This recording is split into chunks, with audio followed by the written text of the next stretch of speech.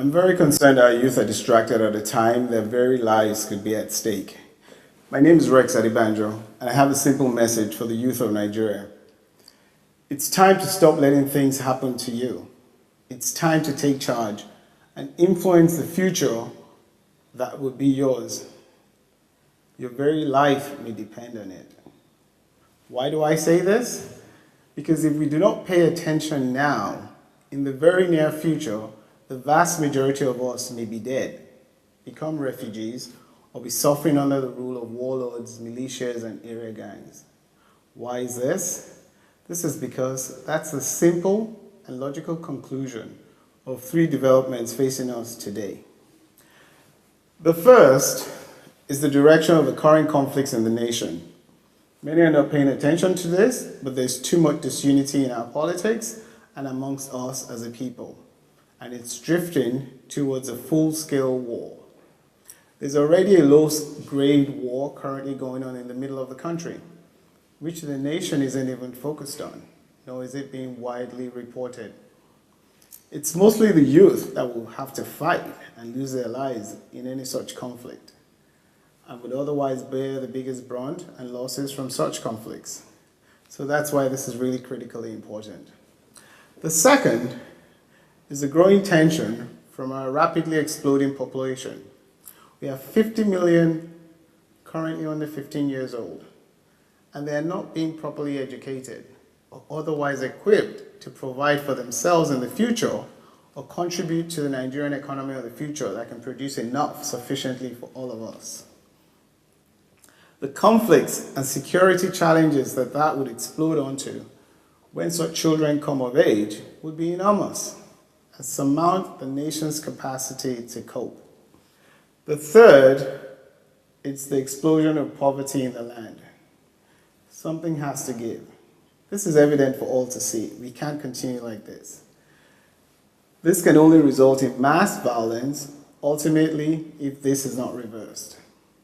Any one or all three of these developments could very likely and quickly end in full-scale war or general social unrest if the youth do not step up now and pay attention for once to save ourselves and our future and actually make a dramatic and transformative break from the past. We actually have a chance to turn a negative into a great, brilliant positive. We have the most to lose and the most to gain. I know, like me, many of us have been observing political events from the sidelines, assuming adults are in charge, and hoping enough responsible adults exist that would do the right thing and save our country. Unfortunately, that has not been the case, and we can no longer rely on such hope. The youth now form a dominant, effective majority of voters, so we have no excuse. Many of us may not realize this. We have the chance, and maybe one last chance, to change things peacefully in this country with the upcoming elections, particularly in this year, 2019. I plead with you to give same level of attention as many of us give to Big Brother Nigeria, to this big problem that is Nigeria, to permit us to effectively mobilize and organize for the salvation of our country and the future of each of us. The same energy and interest which many followed Big Brother is enough to change our country permanently for the best. And this is how. The first task, I believe, is to consolidate our numbers on one platform to show firstly to ourselves our numbers and our strength and the force for change that we actually are. For this, I have already taken the initiative to establish a platform. It's currently called REX2019.com. for such youth movement. Is committed to simple, transparent, democratic processes and is uniquely set up to give qualified youth without godfathers a fighting chance to serve. So I please implore you to register with REX2019.com. Go online, go to REX2019.com or simply Google REX2019 and just sign up. Participating is as simple as voting on Big Brother, in that you simply vote with your phone on every decision to be made. You need not do more at this stage until you decide otherwise. Once we amass our numbers, we can jointly decide how and where we deploy such power. including what name for the movement and what party or candidate to adopt. Again, participating is as easy as voting on Big Brother, except this is not a show, this is our reality. The next task would be to outline and agree on a set of objectives around which we're going to unite and mobilize to achieve. I have come up with and I propose the following 11 cardinal goals. The first is devolution of power to the states and local governments for optimum accountability. Call it restructuring, call it whatever. The bottom line is we need to devolve power away from the bottleneck to development, that is the federal government. This is the easiest and the quickest fix to Nigeria's problems, and the key, together with education, to foster unity and maximize development. Local governments and states should be where the action is, to give freedom to a diversity of ideas and solutions to our various problems, which are mostly local anyway. And most importantly, to bring government closer to the people for better accountability and responsiveness. This would greatly reduce the adverse and corrupting influence of the imperial presidency we currently permit to exist to the detriment of all of us. The next is security. We need to triple the pay of policemen and women, and we need to double their numbers. With major retraining and recruitment of qualified, educated, unemployed youths. We need to make being a police officer or a teacher super attractive. This should be pursued together with the establishment of a state police and National Guard system, with the federal government focused on funding first-class police academies for minimum standards to produce quality police officers. Focus should be to make the nation one of the safest in the world, to promote investments, commerce, and tourism in general, and to permit nighttime economies to flourish across the nation. This would boost employment and the government's tax base. We are severely under-policed as a nation, and the level of insecurity we permit ourselves to live with makes no sense. We also need to use available modern technology, such as drones adapted for safe urban and rural policing, to boost rapid response to emergencies and the tracking of criminal elements, wherever they may be. Integral to providing effective security nationwide is the need to ensure that our judicial system works for all and that its enforcement mechanism, the police, are potently effective and impartial, particularly at the retail level in our local communities, such that they provide satisfactory platforms for the man on the street, proverbially, or whole communities to seek redress for perceived injustice without having to resort to self-help. If you look at the vast majority of the insecurities in the country, it's people acting out on their own, lashing out for injustice they think was done to them or their people. This needs to stop. Third would be the economy. The key objective here should be on measures to boost low-interest credit to small and medium-sized businesses, and businesses in general, by removing the government from competing with business for credit, rather than serving as a catalyst for growth. In support of this, I would propose the following: that we need to establish new fast-track commercial courts and enforcement infrastructure to support commercial lending. Because the big reason a lot of the banks don't want to lend is they think the recourse for bad loans is very terrible. Two, we need to substantially reduce or eliminate government's borrowing from the local banks, which has been crowding out financing for local businesses. And third, we need to effect federal allocations through dollar receipts accounting, rather than the current inflationary practice of printing more naira to match the nation's dollar income from oil sales, which is detrimental to the value of the naira. This will also remove the perverse incentive and opportunity for the government to corruptly steal from the masses of people on a large scale by simply and perversely depreciating the value of the naira every time it needs to balance its own payments, when it has shortfalls in terms of salaries and other payment obligations. Four, we need to continue and radically increase investments in agriculture, mineral resources, and support for transformative projects like the Dangote refinery. 5, we need to effect power reform. Policies should be directed at encouraging the widespread deployment of cost-effective solar power systems for residential and small business use. With the GENCOs and the DISCOs, the big utilities, should be liberated to focus on powering industrial growth and mass employment, as I discuss later under power. 4th, education, the big one. Though this is listed 4th, this should ultimately be the biggest focus of all levels of government, with the focus on 1, free quality education, including free feeding, beginning with educationally disadvantaged states. 2, I believe there should be the rapid deployment of a solar-powered e-learning platform in all secondary schools in the Federation. This is for the rapid deployment of first-rate teaching content and the incorporation of pre-K learning into our curriculums. And 3rd, I think we need to triple the pay of teachers. There is simply no way to transform this country without free mass quality education. We need to move from the mindset that free education is a nice thing to have, or that we can't afford it. Free education is not a nice thing to have, but a necessary thing. There is simply no other way to transform this country without it. And we can certainly afford it. It's just a matter of priorities.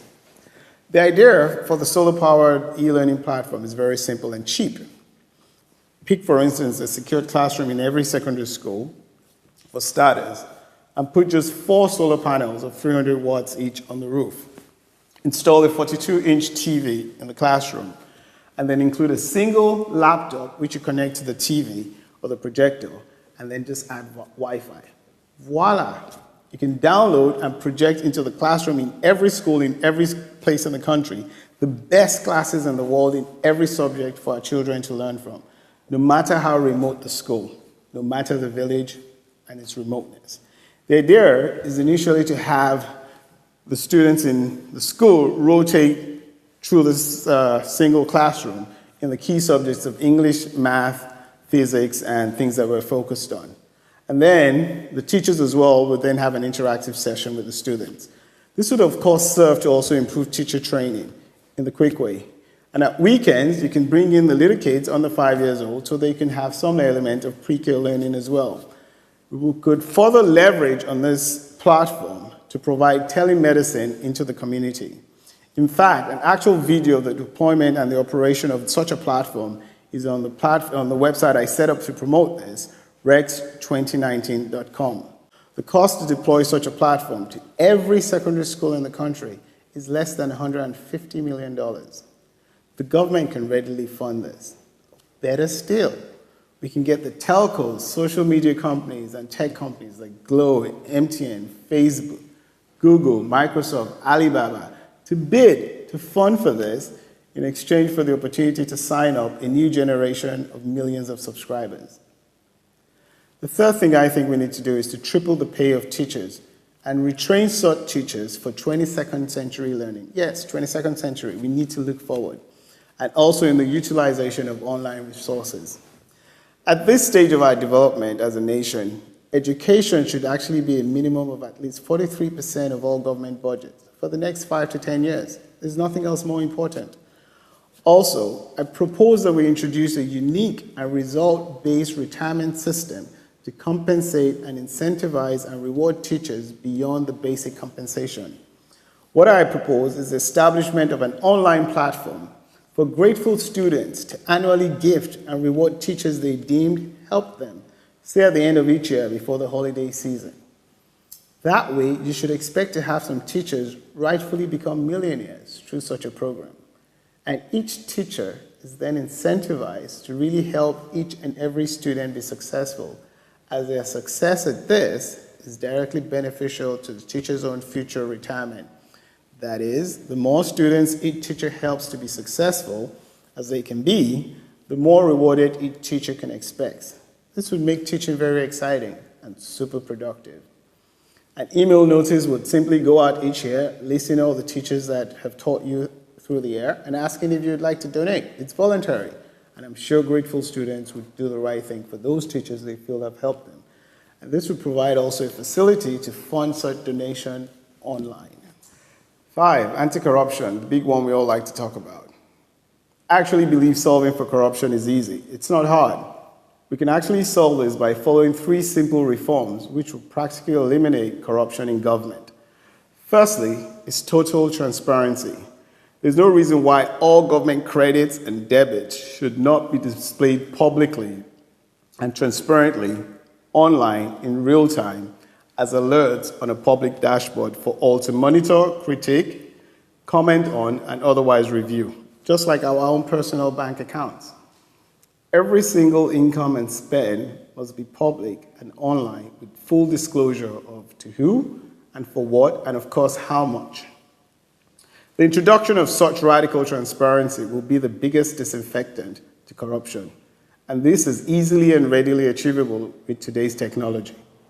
A real-time example of how easily this can work is already displayed on the website I talked about, which are established as REX2019.com to promote this initiative.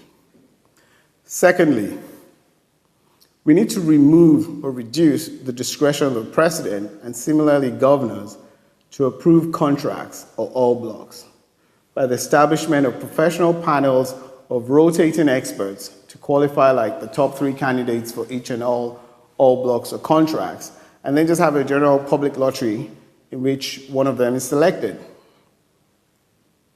A special government TV channel can even be established for this. The president and governors have really no special business or other skill to approve contracts, and they only introduce general unhealthy bias, favoritism, and corruption to the process. Their powers should be limited to simply saying no, if there's a particular reason to do that, and throwing the matter back to the panel, but should exclude any power to consent to any contract award. That would dramatically take out corruption from government.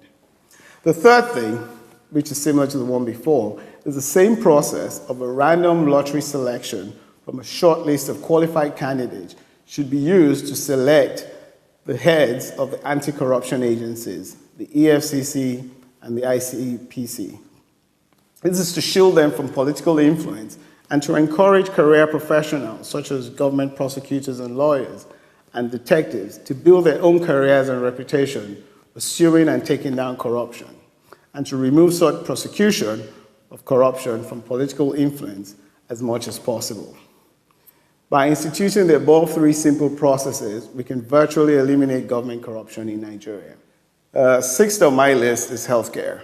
And for this, I propose the following 2 things. Rapid deployment of technology to incorporate a low-cost telemedicine network into our basic healthcare delivery system.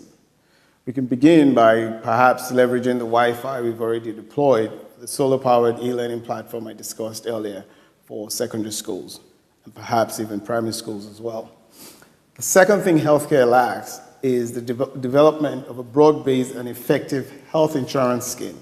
This would encourage the investments necessary to boost our healthcare sector. Next on my list is power.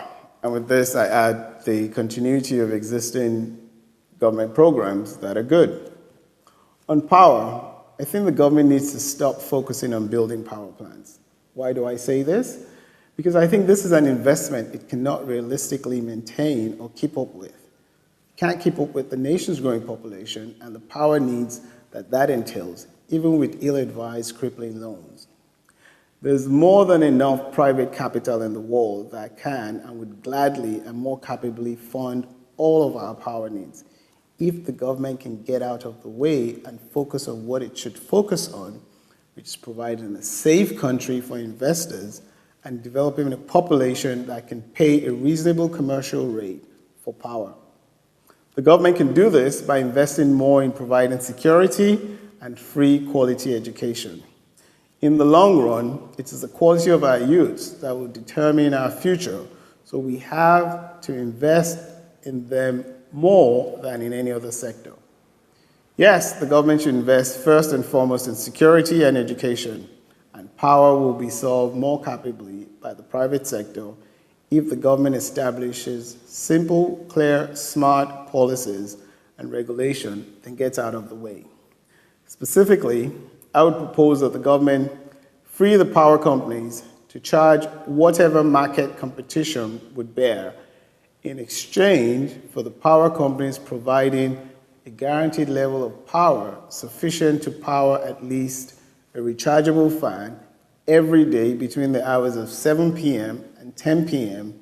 and between the hours of 5 a.m. and 7 a.m. And together with this, they should power all streetlights in the nation from 7 p.m. to 7 a.m. The idea behind this is that the quickest way to solve power is to quickly and broadly expand the consumer base that is gainfully employed and therefore capable of paying a realistic market tariff. The quickest way to broaden such base is to expand our industrial and agricultural base. With the power companies permitted to focus primarily on industries, we can grow our industries and employ more people into well-paying jobs and the services that will grow along with such industries. In addition, the government should effect policies to support the broad-based adoption of solar power for residential and small businesses. These solar power systems are more effective in delivering for that market size. For this, the government needs to have zero duties on solar panels and severely reduce or remove duties on solar batteries and solar inverters while pursuing the local production of such items. This, however, would only work, as it should, if at the same time or before the government makes the required investments in security and education, which is necessary to attract such investments and provide the skilled manpower base to propel such industrial growth. On government continuity, the key point here is that we need to break the jinx of policy flip-flops and the waste associated with good programs becoming orphaned simply because there's a succeeding administration. The next incoming government, whichever government that is or party, should continue and boost specifically support for transformative programs such as the Dangote refinery because of its transformative potential, irrespective of any other consideration. Two, there's also currently a rural electrification program under the current Vice President's office, which is largely solar power driven. I think that should be largely supported and encouraged. Eight is political reform. We need to simplify the process and the mechanism for recalling elected officials to foster better accountability. Our political representatives, senators or House of Reps members, should be recallable with more than 20% of the number of votes that elected such official into office. That would keep them on their toes. 9 is workers' rights. On this, I think simple things like protections we need to have are to immediately pass a law that prohibits and penalizes employers, those are the owners and managers of businesses, that owe their employees more than 1 month's salary, yet continue to pay themselves. Secondly, we also need to pass a law that ensures that service workers, such as waiters and waitresses, are paid all amounts that are due to them as service charges or tips that are processed through POS systems. 10 is cultural reawakening. We need a robust program to preserve and actively promote the history and learnings of and from ancient African kingdoms and societies. This would be for the benefit of all Africans and mankind.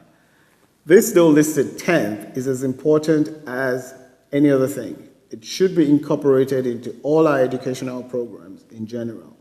Number 11 is the environment. This is one area that provides a big opportunity for us to turn our current underdevelopment into a plus, whereby we can chart our development in an environmentally friendly manner and avoid the huge costs in health and otherwise nations like China now have to undertake to reverse years of pollution. We need aggressive, targeted measures, policies, and programs to address growing environmental challenges, including erosion, air pollution, the pollution of various bodies of water, and waste management. We also need policies to support the large-scale deployment and promotion of solar power as a primary source of power and the use of electric vehicles. Yes, electric vehicles. The aim would be to make solar power the source of power for the vast majority of residences and small to medium-scale businesses as part of power reform. We also need economic programs that would boost efforts for domestic manufacturing of solar panels, batteries and inverters, and to leapfrog to electric vehicles from petrol-burning vehicles, like we did with cell phones from landlines.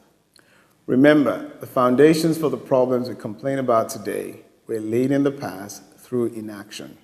So please, do yourself a favor and participate actively now. Play your part to shape our future and transform our country to the very pleasant place and happy place that it actually can be. Thank you.